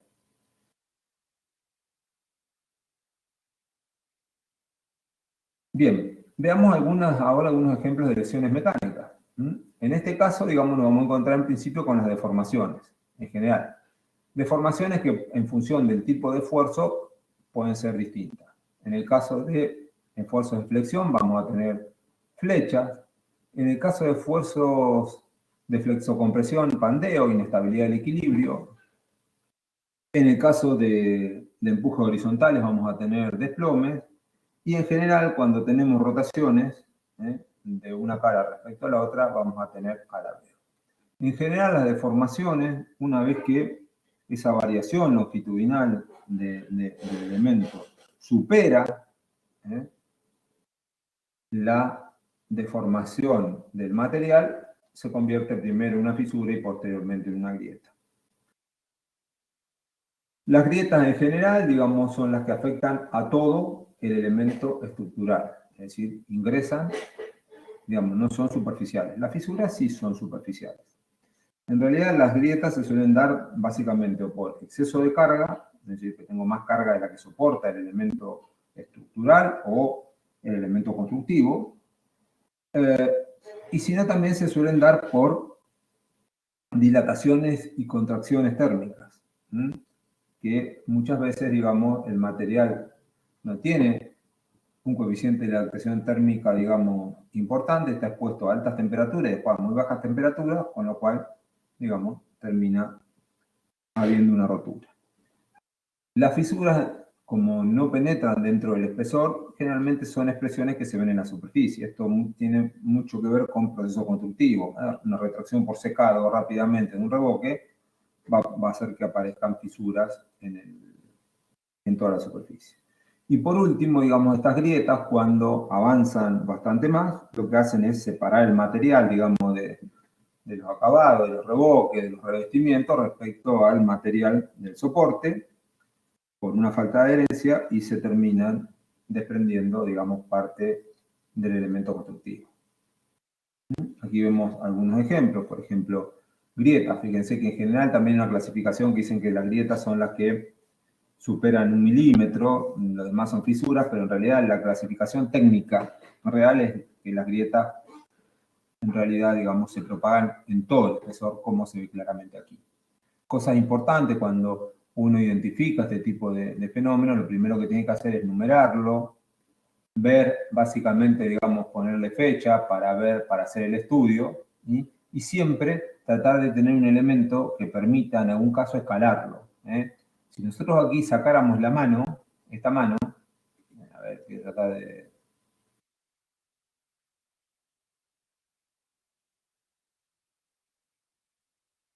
Pónganse que yo hiciera esto, yo saco la mano, y digo, bueno, aquí porque está muy grande el número, pero yo, digamos, supóngase que no tuviera el número de esto, y la fotografía fuera de más alta calidad, yo acá no tengo un elemento para escalarlo. Sin embargo, cuando yo coloco la mano, rápidamente, digamos, ya veo cuál es la escala y puedo decir, bueno, esto tiene más o menos tantos milímetros. Lo mismo pasa aquí, digamos, con un accionamiento eléctrico, con una tapa de un accionamiento eléctrico. Siempre hay que tener algún elemento para escalarlo. En cambio, las fisuras son más de tipo superficial. En general, fíjense, como en este caso, solamente, digamos, en presencia de humedad, se suelen reconocer. Si el material estuviera seco, probablemente muchas veces no se suelen ni siquiera visualizar. Y por último, las químicas. Las químicas que en su gran mayoría son patologías derivadas de otras, como son las deflorescencias, la oxidación y la corrosión, los organismos y las erosiones. La deflorescencia, como les decía recién, es un fenómeno que básicamente, digamos, lo que hace es el transporte de agua, llega a un momento de equilibrio con la humedad relativa que hay en el ambiente, empieza a pasar de estado líquido a gaseoso, digamos, en la superficie del paramento, y en general deja el depósito en ese lugar de muchas veces sales que reaccionan con parte de los materiales componentes de las construcciones y los depositan en la superficie. En este caso, digamos, es muy característico estas manchas blancas, que básicamente son, que se les denomina deflorescencia, y que básicamente muchas veces tienen que ver con los productos de combinación de, son, digamos, de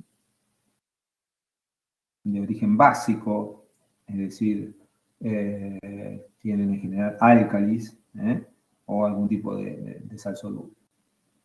Cuando este fenómeno no se da en la superficie, y se suele dar un poco antes, esto que puede pasar es que no cristalizan, sino que en la superficie, sino que cristaliza la sal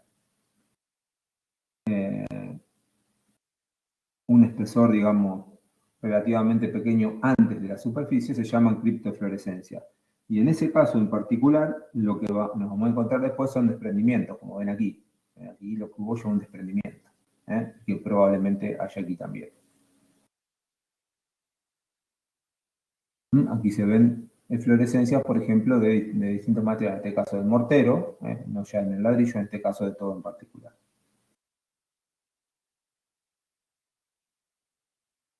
Bien, ¿cómo hacemos para estudiar las distintas patologías que se suelen producir? En general, lo primero que tenemos que hacer nosotros es clasificar estas patologías. Y para ello, hicimos ya una clasificación, pero tenemos que llegar a determinar la causa. Y después de determinar la causa, dar una solución adecuada. Para ello, lo primero que uno suele hacer es básicamente ir hasta el lugar, estudiarlo, es decir, ¿qué tenemos? Un problema. Nosotros como técnicos, ¿qué vamos a hacer? Vamos a estudiarlo. Y posteriormente vamos a hacer una propuesta de lo que sería, digamos, una intervención para la rehabilitación. Como les expliqué anteriormente, la causa lo que hace es, tengo una causa, tengo un proceso patológico, tengo el problema.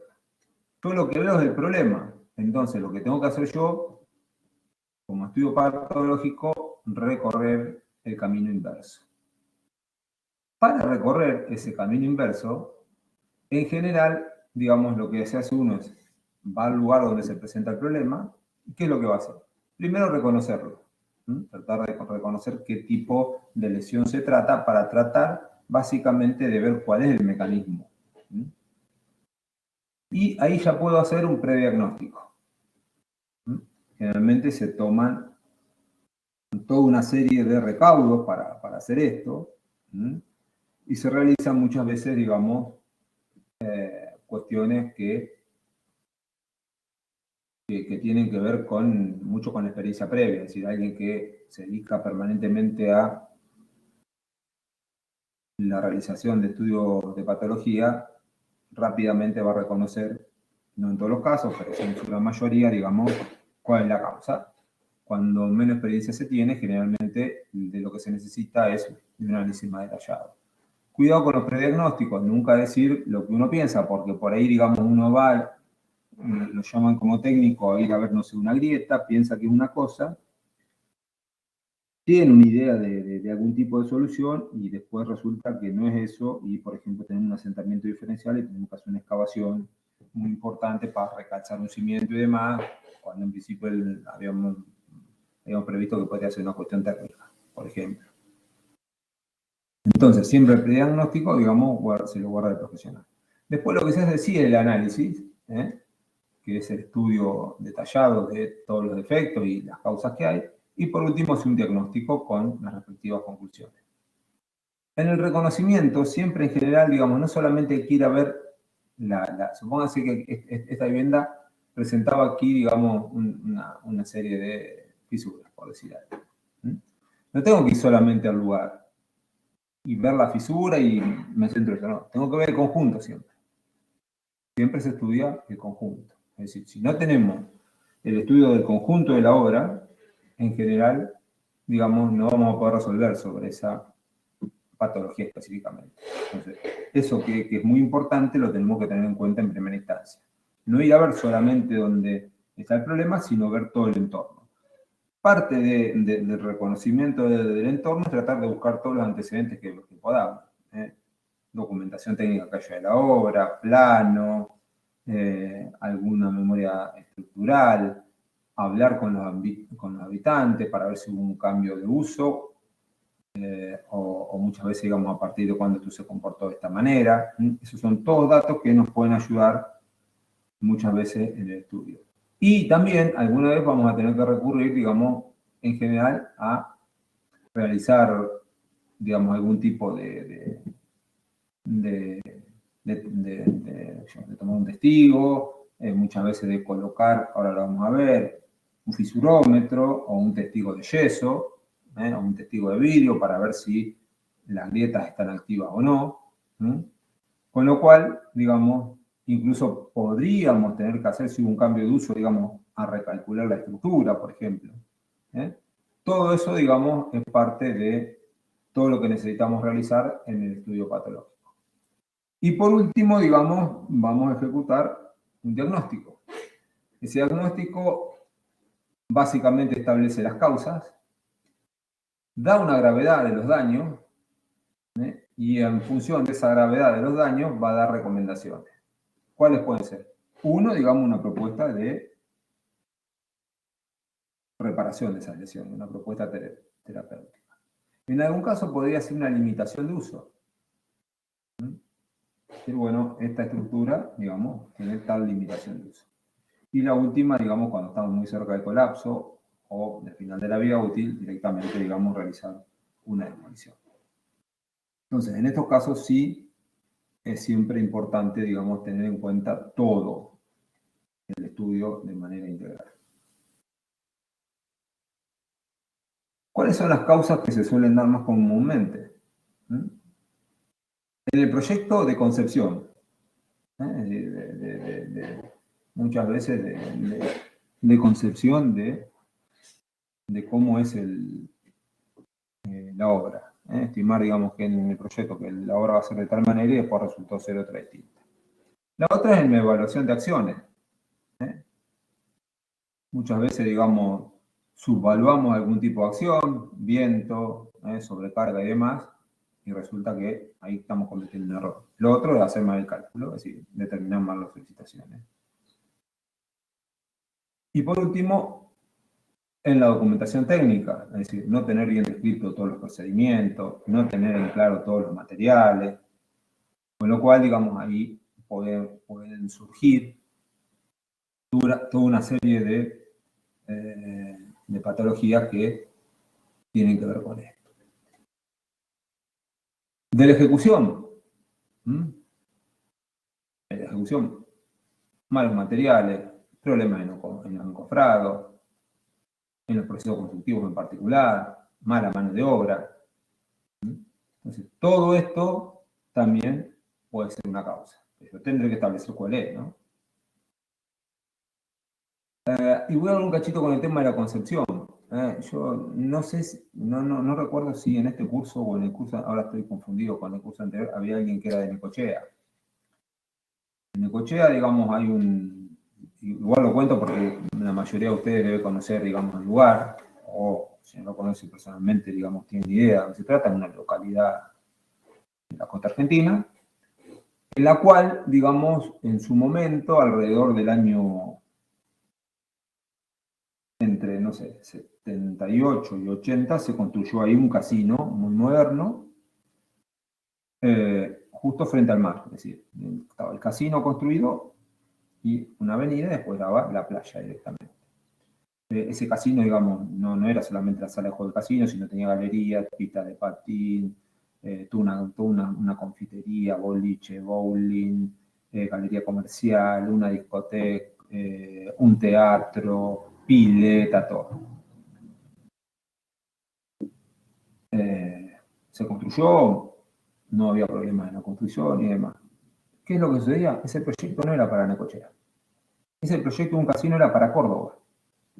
Lugar donde no había un ambiente agresivo marino. Entonces, por ejemplo, había toda una serie de elementos metálicos que en un par de años ya tuvieron corrosión, pero corrosión muy, muy intensa, a pesar de que se le hacía mantenimiento. Pasó lo mismo con los hormigones. Era una estructura, por ejemplo, una estructura muy linda para estudiar, si a alguien le gusta la estructura, es todo el edificio era una viga que colgaba desde arriba. Es decir, todo el edificio era una viga que estaba soportada por una columna triangular, estoy hablando de dimensiones muy, muy importantes, ¿no? Porque estaba toda tensionada, tensión de tracción, grieta, ingreso de cloruro de atmósfera marina es un cóctel, digamos, explosivo que no funciona. Si alguien lo conoció en algún momento o lo conoce ahora el casino, ahora no existe, prácticamente no quedó nada. Estamos hablando, está bien, Estamos hablando de casi 40 años, pero es un edificio que tendría que tener una vida útil de por lo menos 70 años en condiciones muy buenas. Está destruido, no quedó absolutamente nada, pero nada de nada. Con lo cual, a veces la concepción es importante para tenerlo en cuenta. En la ejecución, que son las que hablamos recién, básicamente, digamos, fíjense, es decir, todo un edificio, básicamente estamos a nivel de proyecto, a nivel de ejecución, y después de utilización también me puede pasar. ¿Cómo? No haciendo los mantenimientos preventivos.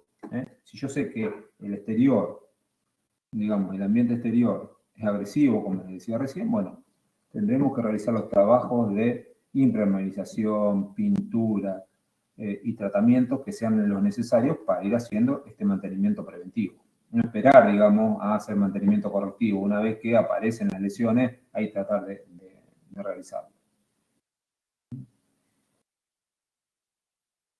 Desde el punto de vista de los elementos que afectan, las humedades generalmente afectan a cimientos, cubiertas y paredes, es decir, a todo lo que está expuesto, o sea, la cáscara de la edificación. Las fisuras y grietas, que generalmente son de construcción, afectan a la mampostería o a las estructuras. Fijémonos aquí, por ejemplo, humedad por capilaridad, que era lo que mostraba anteriormente. Aquí lo que hay un problema de humedad por capilaridad. Una vez que lo detecté, seguramente voy a llegar a la causa. Esto puede ser que tenga una falla en la capa aisladora. Esto aquí, fíjense, más de lo mismo. En este caso, problemas hidrotérmicos, condensaciones superficiales, desarrollo de moho. Lo mismo pasa en esto, fíjense aquí, donde tenemos la vigueta, tenemos un puente térmico, con lo cual aquí tenemos humedad por condensación, desarrollo de hongos y moho. ¿Cómo puedo recuperar los muros en general? Fundamentalmente cuando tenemos humedad por capilaridad. Una, digamos, es eliminar la fuente de humedad. Esto es sencillo. Rehago la capa aisladora. La otra podría ser una modificación del entorno, pero esto se da en situaciones muy peculiares, no es tan fácil. La otra es tratar de drenar rápidamente el terreno para que yo no tenga humedad para que suba. Pero generalmente como necesitamos algo que técnicamente sea efectivo y a muy corto plazo, lo que hacemos es un bloqueo hidrostático. ¿En qué consiste ese bloqueo hidrostático? Básicamente en reconstruir la capa aisladora. Se fijan aquí en este gráfico, de aquí de la izquierda, lo que nosotros tenemos es la humedad del suelo, que sube por la mampostería de fundación, pero si yo tengo un cajón hidrófugo, digamos, no pasa a la zona positiva, digamos, de transporte de humedad por capilaridad. Una de las maneras es reconstruirlo de manera tradicional, es decir, lo que voy a ir haciendo es cortando, generalmente cada 2 o 3 metros, la mampostería en esta zona, de manera tal de ir haciendo recomponiendo la capa aisladora. Que esto es lo que ven a ver aquí. En primera instancia, corto la pared. Aquí aparece, digamos, el hueco, es decir, el nivel para la primera capa aisladora. Hago la capa aisladora, de la misma manera que ya lo conocen, no voy a repetir esto.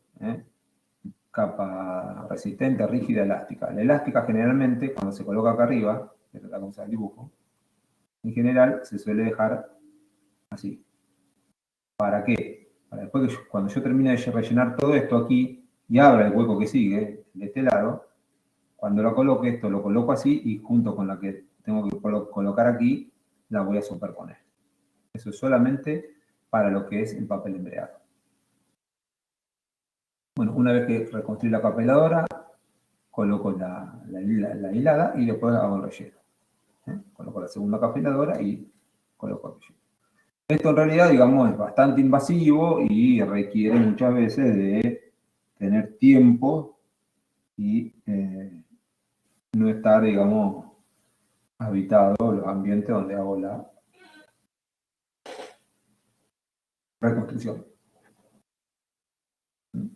Otra posibilidad, cuando tenemos elementos macizos o ladrillos cerámicos huecos, no para los bloques, es colocar inyecciones, o por infiltración. ¿En qué consiste la metodología? Voy a hacer unos huecos entre bolillos con un taladro, para unos 20, 30 centímetros en la parte lateral, separados de 10 a 15 centímetros respecto a la altura del zócalo, que es lo que ustedes ven aquí.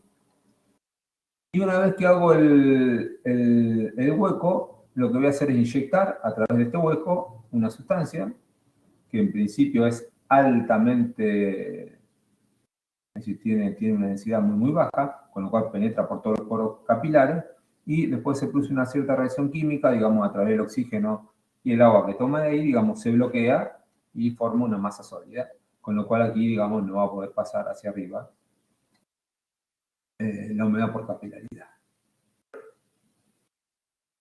Aquí se ve, digamos, más claramente. Aquí tenemos el bloqueo, digamos, hidrostático. Fíjense que en este caso, si este es el nivel de piso, esto está mal realizado. ¿Por qué? Porque tengo que hacer una fila en este lugar y probablemente otra fila en este lugar.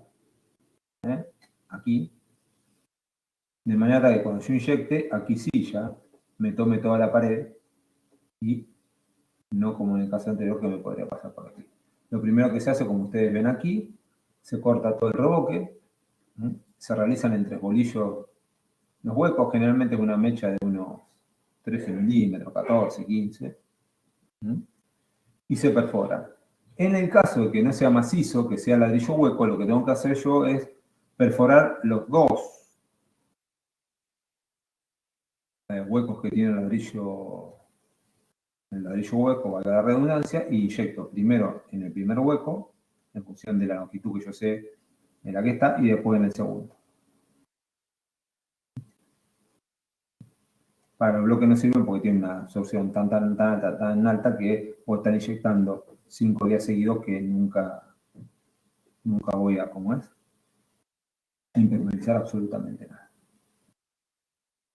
Aquí está el peso constructivo, se saca el revoque, se mide, se realizan las perforaciones, se coloca el embudo, se lo llena con un bloqueador.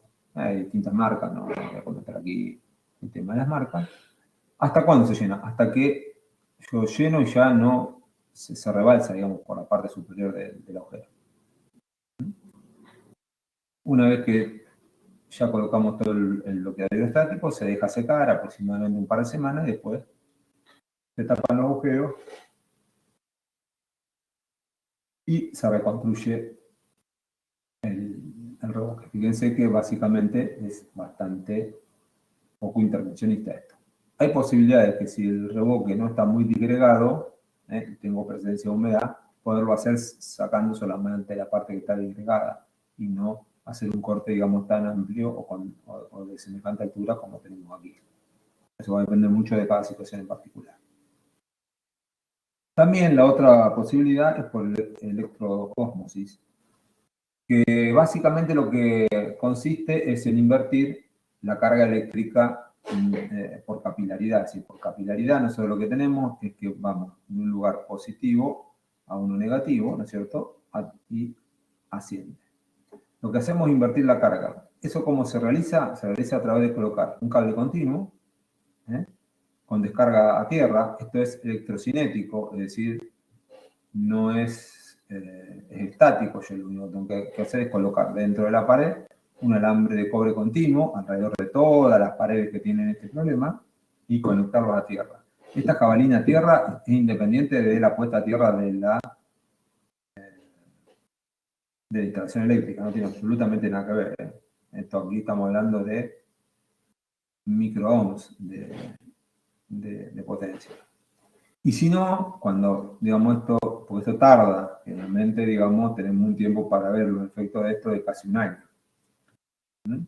Y si no, se puede hacer por electroosmosis. En este caso lo que se hace es, se inyecta, digamos, una corriente, es exactamente igual que el anterior, se coloca un cable todo alrededor, pero se inyecta una corriente de manera tal de forzar, básicamente, digamos, ese cambio de esquema eléctrico y el desecamiento se hace mucho más rápido. Generalmente en un par de meses, con el de electroosmosis, hay ya resultado evidente. Aquí, bueno, un ejemplo de lo mismo, ¿eh? Como el cable, digamos, que realmente se lo coloca en una junta, hasta que se llega a la puesta a tierra. Veamos un poco qué pasa con las fisuras y la grieta, digamos, cuál es la idea de estudiarlo, como para ir terminando con el tema. Aquí en general hay un árbol que lo da Fernández Cánovas en su libro de terapéutica de las construcciones, que básicamente, digamos, cuando uno estudia fisuras y las causas probables, primero lo que tiene que analizar es todo lo previo en el lugar. Es decir, hubo cambio de uso, la estructura es la que realmente dicen los planos, las cargas son las que estaban ahí. Una vez que estudiamos esto, ya podemos descartar las hipótesis que no es un problema de proyecto o de consideraciones de carga.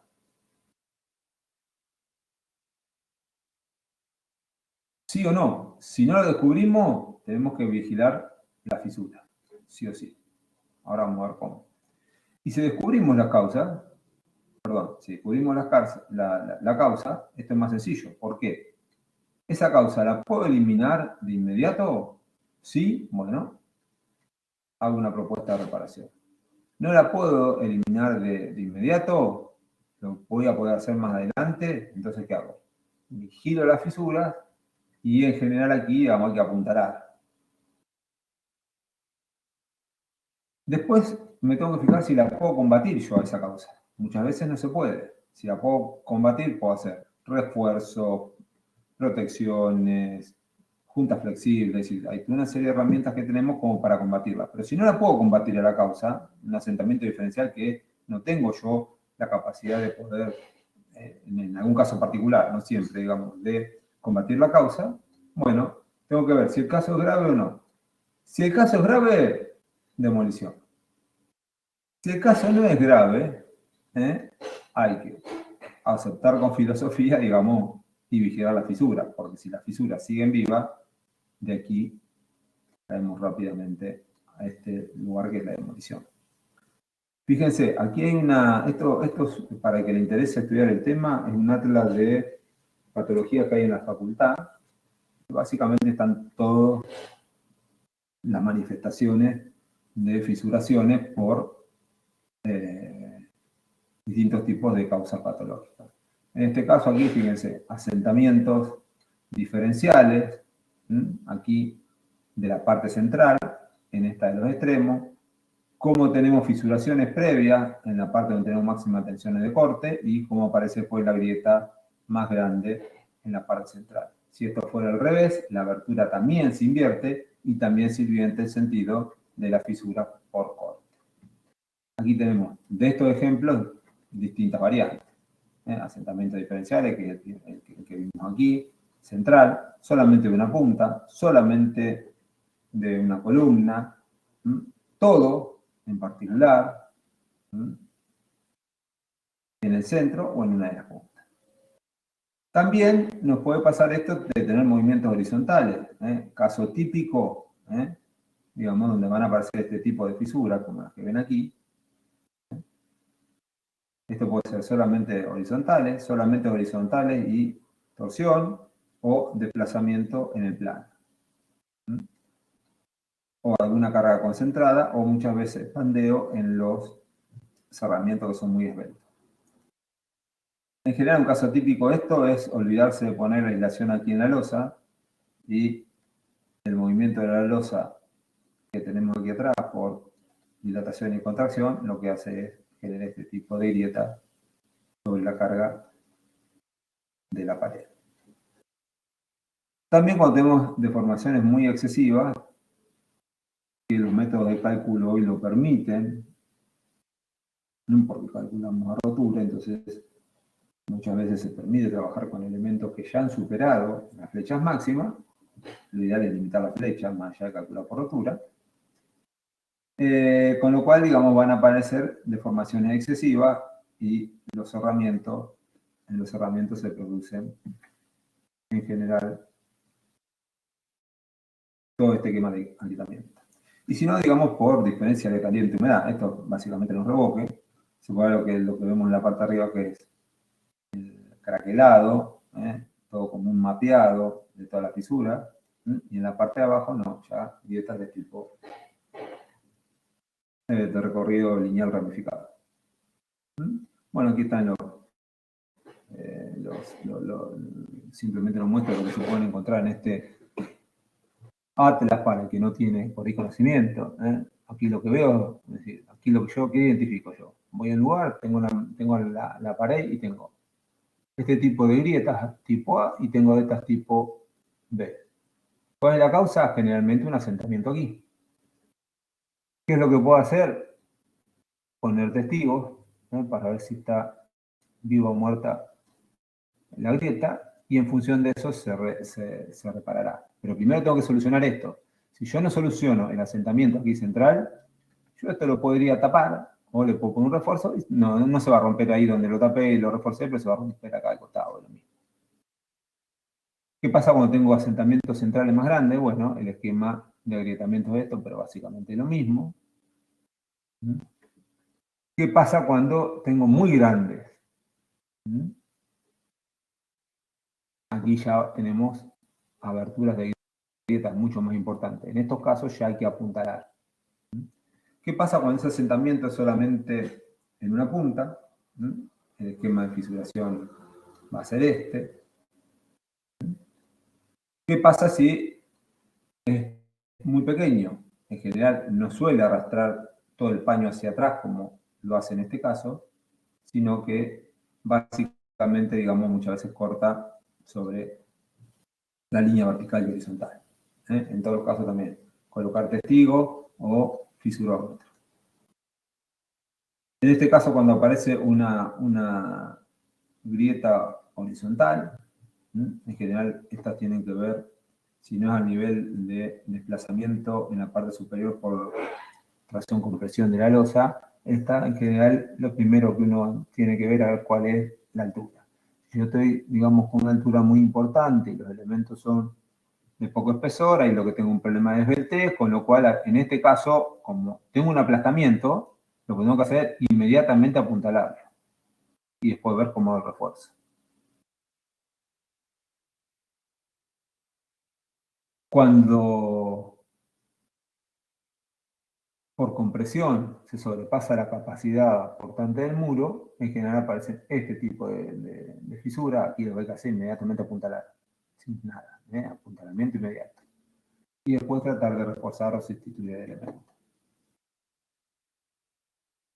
Y por último, las que les decía hoy, digamos, de las grietas en la parte superior, que generalmente están provocadas por los efectos de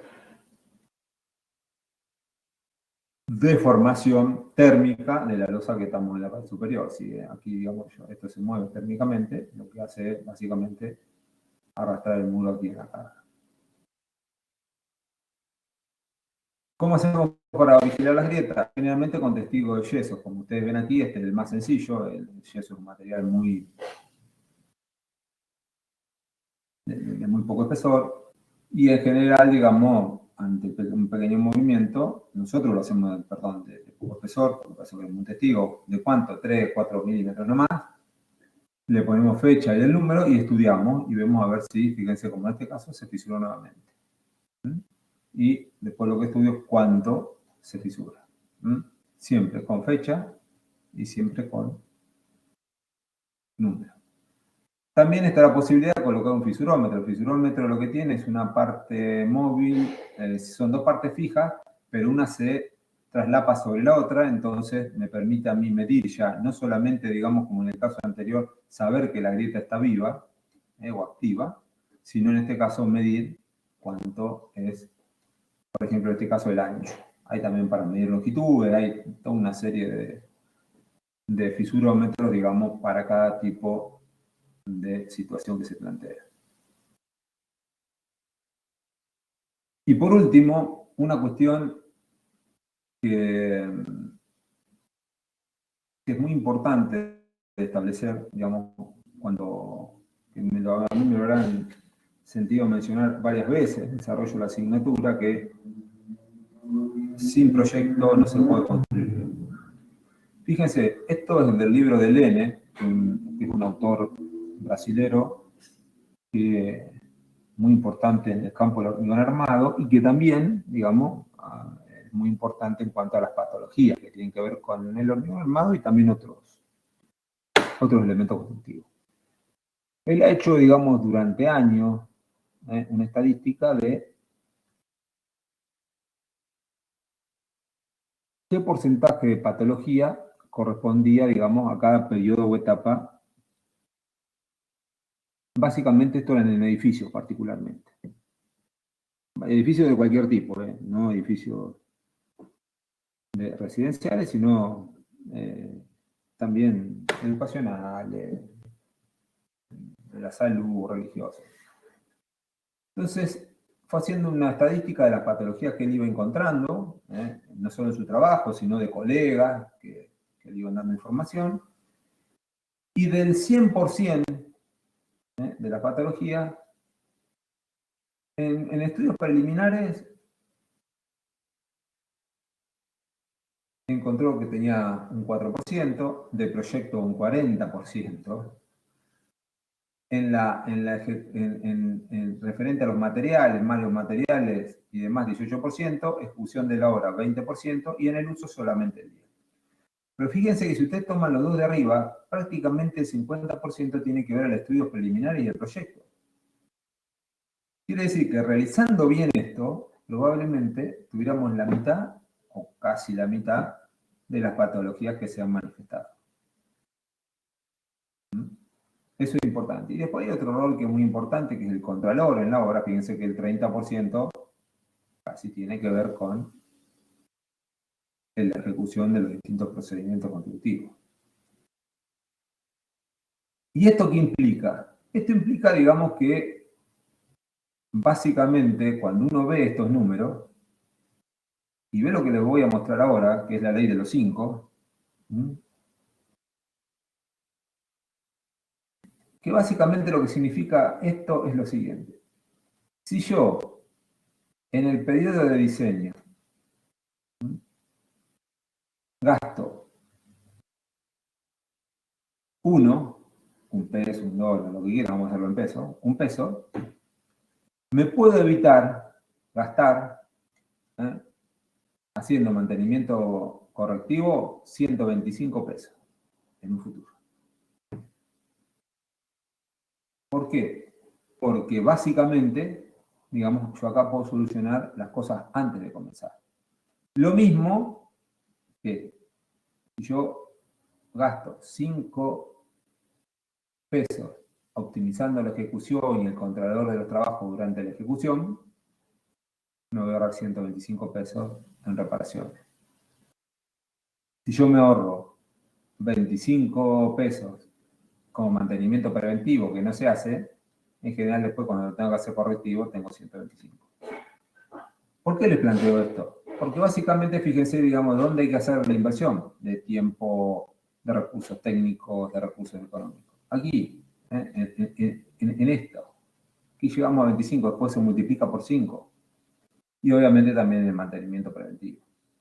El mantenimiento preventivo es muy importante. Nadie, absolutamente nadie que adquiere, por ejemplo, un vehículo 0 kilómetros no le hace el servicio. Debe haber un porcentaje muy, muy pequeño. Cuando nosotros tenemos o supónganse que compran un auto usado, ¿qué es lo primero que hacen? Bueno, vamos al mecánico a ver, para revisarlo, a ver si, digamos, en qué estado está. Traslademos esto a las viviendas, uno compra una vivienda nueva, ni siquiera viene el manual de uso. Y el propietario no tiene por qué saber, digamos, cada cuánto uno tiene que realizar las tareas de mantenimiento preventivo y demás. Esto yo creo que va a cambiar, en muchos lados del mundo ya cambia, ya viene un manual de uso. Yo acá en la Argentina lo vi solamente en 5 o 6 edificios, debe haber más, en el cual, digamos, lo que había un manual de uso del edificio, tenían hasta el detalle del color y el tipo de pintura que iba para cada uno de los elementos componentes, digamos, el detalle de los modelos de los pisos, por si había que hacer una reparación, todo, absolutamente todo, cómo era la instalación eléctrica, los planos, todos los planos, absolutamente todo. Entonces, digamos, eso permite que el mantenimiento preventivo también sea más eficaz. Por eso vamos a tener generalmente menor. Si nosotros logramos, digamos, a nivel de proyecto y ejecución esto, fíjense que después en el uso, muy poco lo que tendríamos que gastar. Por eso es importante tener en cuenta conceptualmente este concepto. Bien. Por último, esto es del libro de Lene, que son una serie de cuestiones muy sencillitas, yo después se las paso en una publicación, que tiene que ver cuando uno, digamos, quiere avanzar. Con esto no van a poder, digamos, hacer un estudio pormenorizado de patologías constructivas. Pero sí, digamos, le va a abrir muchas veces la idea conceptual de qué es lo que pasa. Lo primero que uno tiene que entender es que hay fenómenos que son patológicos y otros que no. En el caso de la humedad de obra, por ejemplo. Poder discriminar esto es importante, muy importante. Después ver, digamos, cómo se presenta la lesión. ¿Para qué? Para poder llegar a los síntomas y signos de ese fenómeno patológico. En este caso, digamos, hay que tener sensibilidad y capacidad de percepción. Yo le diría que más que esto también hay que sumarle la experiencia, a medida que uno va, digamos, trabajando en estos ámbitos, generalmente la experiencia es muy importante. Es importante todo lo que sean medios auxiliares, para poder interpretar bien el fenómeno, ensayo y demás. Ver lo que decía hoy, la obra en conjunto, no solamente ir a donde está la deficiencia, sino hay que ver toda la obra en conjunto. Esto siempre se recomienda y es muy importante, porque muchas veces viendo solamente donde tenemos el problema, la lesión puntual, no vamos a llegar al problema.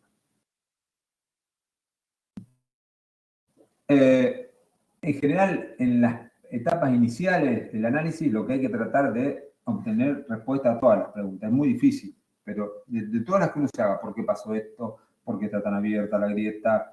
¿Por qué es en este lugar específicamente? A todas esas preguntas. ¿No? Y después, digamos, uno se hace una serie de hipótesis y habrá que desechar las que son falsas. Como síntesis final, siempre llegar al principio de la causa, que es lo que le dije en un principio, y reproducir los pasos, digamos, que conducen a eso. El mismo Lene, digamos, en su libro, digamos, hay una frase que es muy importante como concepto, que es, básicamente, digamos, esto, si bien es un problema eminentemente técnico-racional, el estudio hay que hacerlo con una cierta filosofía. ¿Cuál es esa filosofía? Tratar de unir lo visible, que es lo que nosotros vemos, lo que vemos, manifiesto, es decir, lo que nosotros estamos viendo, tratar de unir eso con el origen del fenómeno. Si nosotros logramos eso, estamos en condiciones de hacer cualquier tipo de estudio de patología. Bueno, con esto terminamos no solamente la clase, sino el curso correspondiente a este año. ¿Hay alguna duda, alguna consulta, algo que quieran plantear?